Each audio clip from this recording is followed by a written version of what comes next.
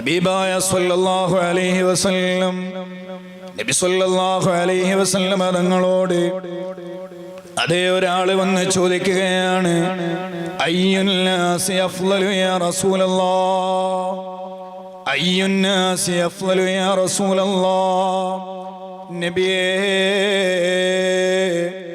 ജനങ്ങളുടെ കൂട്ടത്തിൽ ഏറ്റവും ശ്രേഷ്ഠമായ ആളെ ആരാണ്? കാഴ്ചയിൽ ചില ആളുകളെയൊക്കെ നല്ലവരായി നമുക്ക് തോന്നും. ചില ആളുകളെല്ലാം നല്ലവരായി നമുക്ക് തോന്നും. നല്ല തലപ്പാവ് ധരിച്ച്, നല്ല കമീസ് ധരിച്ച്, നല്ല സംസാരങ്ങൾ സംസാരിക്കുന്ന ധാരാളം ആളുകൾ, ആ ആളുകളെല്ലാം നമുക്ക് നല്ലവരായി തോന്നാറുണ്ട്.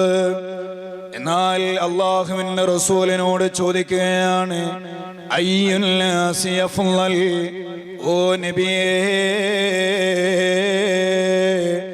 ജനങ്ങളുടെ കൂട്ടത്തിലെ ഏറ്റവും ശ്രേഷ്ഠമായ ആളെ ആരാണ്? ആ സമയത്ത് അല്ലാഹുവിന്റെ റസൂലിന്റെ മറുപടി എന്താണെന്നറിയുമോ? കുല്ലു മഖ്മൂമിൽ ഖൽബി സദൂഖിൽ ലിസാൻ, കുല്ലു മഖ്മൂമിൽ ഖൽബി സദൂഖിൽ ലിസാൻ. അതേ, നാവ് കൊണ്ട് നല്ല സംസാരം സംസാരിക്കുന്ന ആളാണ്.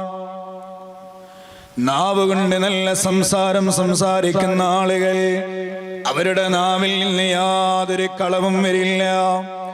ഏത് അപകട സാഹചര്യം വന്നാലും, ഏത് സന്നിഗ്ധ ഘട്ടം വന്നാലും അവരുടെ നാവിൽ നിന്ന് ഒരു കളവ് പോലും വരാറില്ല. രണ്ടാമതായി അല്ലാഹുവിന്റെ റസൂല് ഏറ്റവും ശ്രേഷ്ഠതയുള്ള ആളുകൾക്ക് പറഞ്ഞ ക്വാളിഫിക്കേഷൻ ഏതാണെന്നറിയുമോ? കുല്ലു മഖ്മൂമിൽ ഖൽബി, മഖ്മൂമുൽ ഖൽബായ ആളാണ്. സദൂഖുൽ ലിസാൻ, നല്ല സംസാരം സംസാരിക്കുന്ന, നാവ് കൊണ്ട് നല്ലത് സത്യം മാത്രം പറയുന്ന ആളുകൾ എന്ന് പറഞ്ഞാൽ നമുക്ക് മനസ്സിലാവുമല്ലോ. എന്നാൽ മഖ്മൂമുൽ ഖൽബ് എന്ന് പറഞ്ഞാൽ ആരാണെന്ന് തിരിഞ്ഞില്ല. ആ സമയത്ത് സ്വഹാബാക്കൾ അല്ലാഹുവിന്റെ റസൂലിനോട് ചോദിക്കുകയാണ്, സദൂഖുൽ ലിസാനി നഅരിഫുഹു ഫമാ മഖ്മൂമുൽ ഖൽബി യാ റസൂലല്ലാഹ്. ഓ നബിയേ, സദൂഖുൽ ലിസാൻ എന്ന് പറഞ്ഞാൽ ആരാണെന്ന് ഞങ്ങൾക്ക് മനസ്സിലായിട്ടുണ്ട്. എന്നാൽ മഖ്മൂമുൽ ഖൽബ് എന്ന് പറഞ്ഞാൽ ആരാണെന്ന് തിരിഞ്ഞില്ലല്ലോ നബിയേ, ആരാണെന്ന് മനസ്സിലായില്ല. ആ സമയത്ത് അല്ലാഹുവിന്റെ റസൂൽ അതാ വിശദീകരിച്ചു കൊടുക്കുകയാണ്. ഏറ്റവും നല്ല ആളുകൾക്കുള്ള രണ്ട് യോഗ്യതയായിട്ട് പറഞ്ഞ വിഷയമാണല്ലോ സത്യം മാത്രം പറയുന്ന ആളും അതുപോലെ മഖ്മൂമുൽ ഖൽബായ ആളും.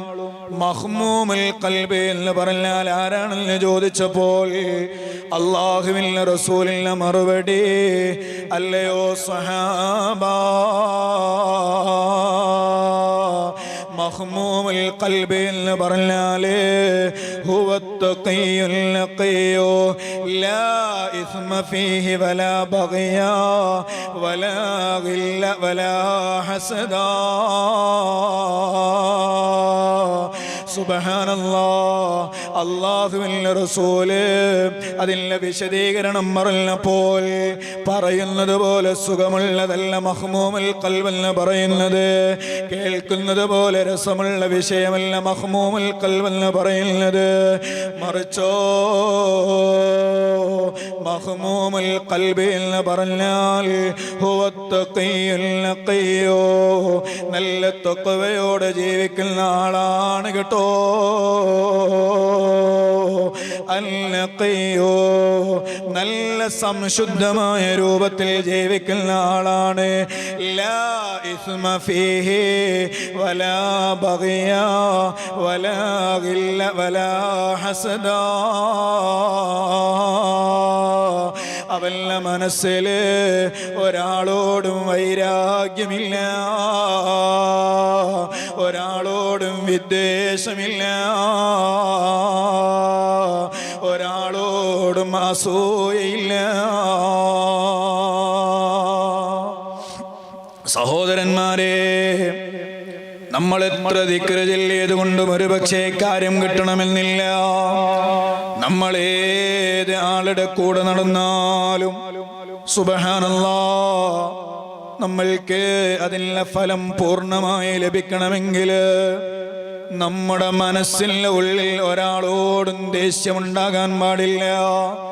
അതുകൊണ്ടാണല്ലോ എല്ലാ വെള്ളിയാഴ്ചയും ഖുത്ബ കഴിയുന്ന അവസരത്തിൽ അതേ മിമ്പറിൽ നിന്ന് ഖത്തീബ് ഒരു ദുആ ചെയ്യാറുണ്ട്. റബ്ബനാ ലാ തജ്അൽ ഫീ ഖുലൂബിനാ ഗില്ലൽ ലില്ലദീന ആമനൂ. അല്ലാഹുവേ, ലാ തജ്അൽ ഫീ ഖുലൂബിനാ, ഞങ്ങളുടെ ഹൃദയത്തിൽ നീ ആക്കരുതേ അല്ലാഹ്, ഗില്ലൽ ലില്ലദീന ആമനൂ, വിശ്വാസമുള്ള ഒരാളോടും ഞങ്ങളുടെ മനസ്സിൽ നീ വൈരാഗ്യം നൽകരുത്. സുബ്ഹാനല്ലാഹ്, കച്ചവടം നടത്തുന്നവന് കച്ചവടക്കാരനോട് അസൂയയാണ്. അതുപോലെ അതേ ബിസിനസ്സുകാരന് ബിസിനസ്സുകാരനോട് അസൂയയാണ്, ഉസ്താദിന് ഉസ്താദിനോട് അസൂയയാണ്. സുബ്ഹാനല്ലാഹ്, ചികിത്സ നടത്തുന്നവന് മറ്റുള്ള ചികിത്സക്കാരനോട് അസൂയയാണ്, ഡോക്ടർക്ക് ഡോക്ടറോട് അസൂയയാണ്, എഞ്ചിനീയർക്ക് മറ്റൊരു എഞ്ചിനീയറോട് അസൂയയാണ്, മുത്തഅല്ലിമിന് മുത്തഅല്ലിമിനോട് അസൂയയാണ്, സ്ഥാപനത്തിലുള്ള ആളുകൾക്ക് പരസ്പരം അസൂയയാണ്. ഈ രൂപത്തില് അസൂയയുമായി നടക്കുന്ന ഖൽബാണോ? ഓ സഹോദരിമാരെ, പരതയിട്ടേ ഞാൻ പുറത്തിറങ്ങാറുള്ളൂ എന്ന് പറഞ്ഞതുകൊണ്ട് കാര്യമാകൂല. ഹിജാബ് ഇട്ടിട്ടേയോ അവള് പുറത്തിറങ്ങാറുള്ളൂ എന്ന് പറഞ്ഞതുകൊണ്ട് കാര്യമാകൂല. എല്ലാ ദിക്റില്ല മജ്ലിസിലോ സജീവ പങ്കാളിത്തമുള്ള ആളാണെന്ന് പറഞ്ഞതുകൊണ്ട് കാര്യമില്ല. മനസ്സിൻ്റെ ഉള്ളിൽ അസൂയയുണ്ടോ? അല്ലാഹു നിന്നെ സ്വീകരിക്കൂല, അല്ലാഹു നിന്നെ ഖബൂലാക്കൂല.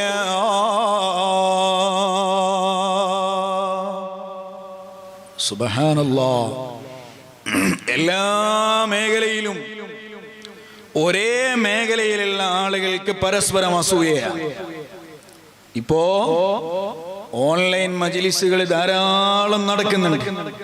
സുബ്ഹാനല്ലാഹ്, എല്ലാ ആളുകളും മജ്ലിസ് നടത്തുന്ന ആളുകളെ തന്നെ മൊബൈൽ മുന്നിൽ വെച്ചിട്ട് ആളുകൾ എത്രയുണ്ട്, ഇതാണ് ആകെയുള്ള നോട്ടം.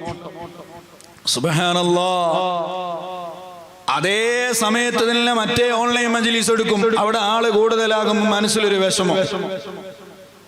പിന്നെ മജ്ലിസ് നടത്തിയത് കൊണ്ട് കാര്യമില്ല, മജ്ലിസ് നടത്തുന്നത് കൊണ്ട് പ്രയോജനമില്ല. നമ്മുടെ മജ്ലിസിന്റെ സന്ദേശം ധാരാളം ആളുകളിലേക്ക് എത്തണം, അവരെ കാണണം എന്ന ആഗ്രഹം നമുക്ക് വേണം. പക്ഷേ മറ്റുള്ള ആളുകളിൽ കൂടുതൽ ആളുകളുണ്ട് എന്ന് തോന്നുമ്പോൾ നമ്മളുടെ മനസ്സിൽ വിഷമമുണ്ടോ? നീ വയല് പറഞ്ഞത് കൊണ്ട് കാര്യമില്ല, നീ വെള്ളക്കുപ്പായം ധരിച്ചത് കൊണ്ട് കാര്യമില്ല. അതുപോലെ നല്ല ദർസ് നടത്തുന്ന ഉസ്താദാണ്, ഉസ്താദെ അന്വേഷിക്കുകയാണ് അപ്പുറത്തെ ദർസിൽ എത്ര മുത്തഅല്ലിമീങ്ങളാ ഉള്ളത്, അവിടെ കൂടുതൽ മുത്തഅല്ലിമീങ്ങൾ ഉണ്ട് എന്ന് പറയുമ്പോൾ എന്റെ അടുത്ത് ഇല്ലല്ലോ എന്ന വിഷയമല്ല, അവിടെ കൂടിപ്പോയല്ലോ എന്ന വിഷമമാണ്. അങ്ങനെയാണോ? ദർസിന് കാര്യമില്ലല്ലോ. ഞാൻ ഉദാഹരണം പറഞ്ഞു എന്ന് മാത്രം. അതിൽ നിന്നെല്ലാം വ്യതിരിക്തമായി അതേ നമ്മളുടെ ഐനുന്നൂർ മജ്ലിസ്, അല്ലാഹുവേ പേര് പോലെ തന്നെ നൂറ് ലഭിക്കുന്ന മജ്ലിസാക്കി നീ മാറ്റിത്തരണേ റഹ്മാനെ. ഇതിൻ്റെ അംഗങ്ങളായുള്ള ആളുകള് ഖുതുബുൽ ആലമിനെ കണ്ടിട്ടാണ് ഇതിൻ്റെ അംഗങ്ങളായി നിൽക്കുന്നത്. അല്ലാഹുവേ,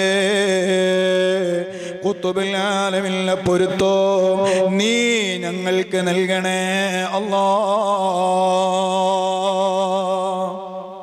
നമ്മളുടെ മനസ്സില് എപ്പോഴും നല്ല തവാളുവിന്റെ വിചാരമാണ് വേണ്ടത്. എന്തിനാ നമ്മൾ മറ്റുള്ളവരോട് വൈരാഗ്യം കാണിക്കുന്നത്? എന്തിനാ നമ്മളെ മറ്റുള്ളവരോട് അസൂയ കാണിക്കുന്നത്? അയൽവാസിയുടെ വീട് നോക്കുമ്പോ നമ്മൾക്ക് വല്ലാത്തൊരു ബേജാറാണ്. അവൻ വലിയ വീട് വെച്ചത് കൊണ്ട് നമ്മൾക്ക് എന്താ പ്രയാസമുള്ളത്?